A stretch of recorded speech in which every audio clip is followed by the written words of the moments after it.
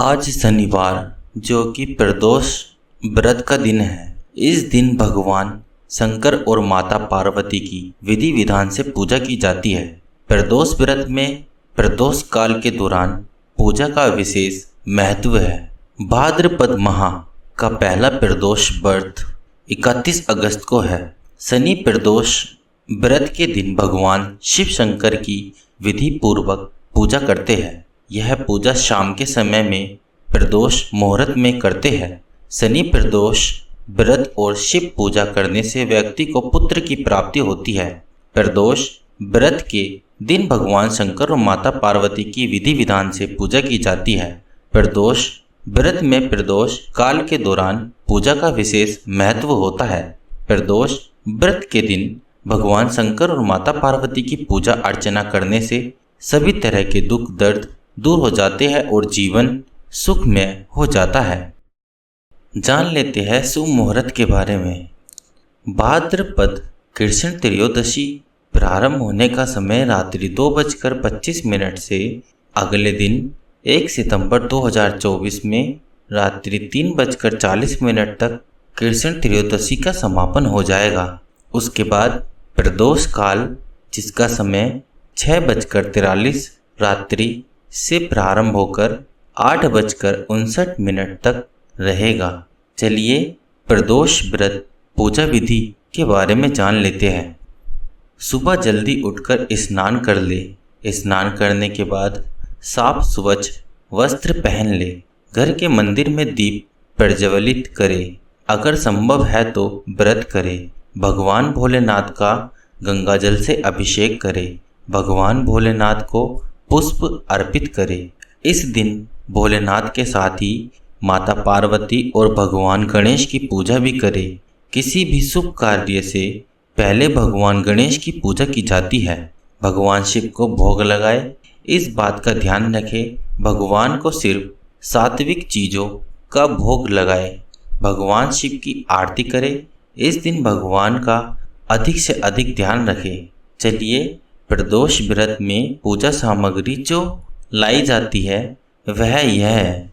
पुष्प, पंचफल, पंचमेवा, रतन, सोना, चांदी, दक्षिणा, पूजा के बर्तन, कुशासन, दही, शुद्ध देसी घी, शहद, गंगाजल, पवित्र जल, पंचरस, इत्र, गंधरोली, मौली जनेऊ, पंचमिष्ठान, बिल्वपत्र, धतूरा, भांग, बेर, अम्र मंजरी, जौ की बाले, तुलसी दल, मंदार पुष्प, गाय का कच्चा दूध, ईख का रस, कपूर, धूप, दीप, रुई, मलयागिरी, चंदन, शिव व माँ पार्वती की श्रृंगार की सामग्री आदि।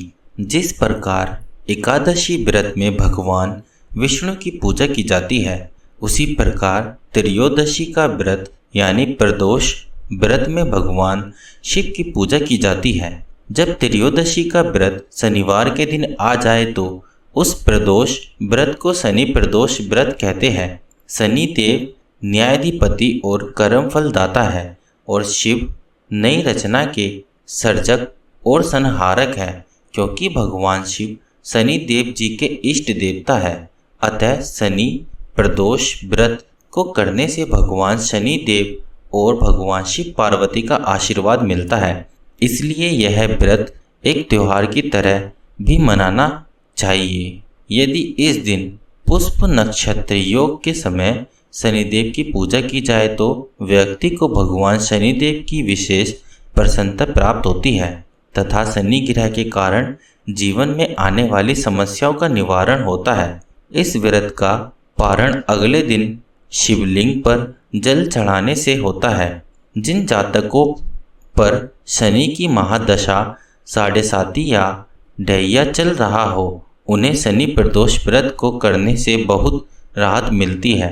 यदि किसी जातक की जन्म कुंडली में शनि ग्रह खराब अवस्था का बैठा हुआ हो तो उन्हें शनि प्रदोष व्रत विशेष रूप से करना चाहिए। शनि प्रदोष व्रत के दिन पंचाक्षरी मंत्र ओम नमः शिवाय तथा शनि के बीज मंत्र ओम प्राम प्रीम प्रोम सह शनिश्चराय नमः का जाप करना चाहिए। यदि संभव हो सके तो इन मंत्रों से अपनी क्षमता के अनुसार हवन में आहुतियाँ भी डालनी चाहिए। शनि प्रदोष व्रत कथा। प्राचीन काल में एक नगर सेठ थे जिनका घर सभी प्रकार की सुख सुविधाओं से पूर्ण था, परंतु वह और उनकी पत्नी दोनों ही हमेशा दुखी रहते थे क्योंकि उन्हें कोई संतान नहीं थी। बहुत सोच विचार कर उन्होंने एक दिन निर्णय लिया कि वे तीर्थ यात्रा को जाए। अतः वे दोनों अपना सारा काम नौकरों के सहारे छोड़कर तीर्थ यात्रा के लिए निकल गए। नगर के मुख्य द्वार के बाहर वे एक साधु से मिले। अतः उन्होंने अपनी यात्रा शुरू करने से पहले साधु का आशीर्वाद लेने की सोची। वे साधु के पास बैठ गए और जब साधु ने अपनी आंखें खोली तो उन्होंने महसूस किया कि वह दंपत्ति काफी समय से साधु के आशीर्वाद की प्रतीक्षा कर रहा था। अतः तब साधु ने उन्हें संतान प्राप्ति के लिए शनि प्रदोष व्रत का पालन करने के लिए कहा और उन्हें शिव की प्रार्थना करने का मंत्र भी बताया। तो वह यह मंत्र है: हे रुद्रदेव शिव नमस्कार, शिव शंकर जगत गुरु नमस्कार, हे नीलकंठ सुर नमस्कार, शशि मौली चंद्र सुख नमस्कार, हे उमाकांत सुधी नमस्कार, उग्र तब रूप मन नमस्कार, ईशान ईश प्रभु नमस्कार, विश्वेश्वर प्रभु शिव नमस्कार। इसके बाद साधु का आशीर्वाद लेने के बाद पति और पत्नी अपनी तीर्थ यात्रा के लिए आगे बढ़ गए। तीर्थ यात्रा से लौटने के बाद उन्होंने शनि प्रदोष व्रत किया और उनके घर में एक सुंदर पुत्र का जन्म हुआ।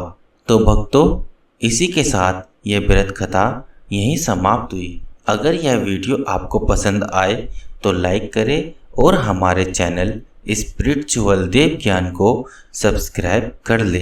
तो बोलो हर हर महादेव।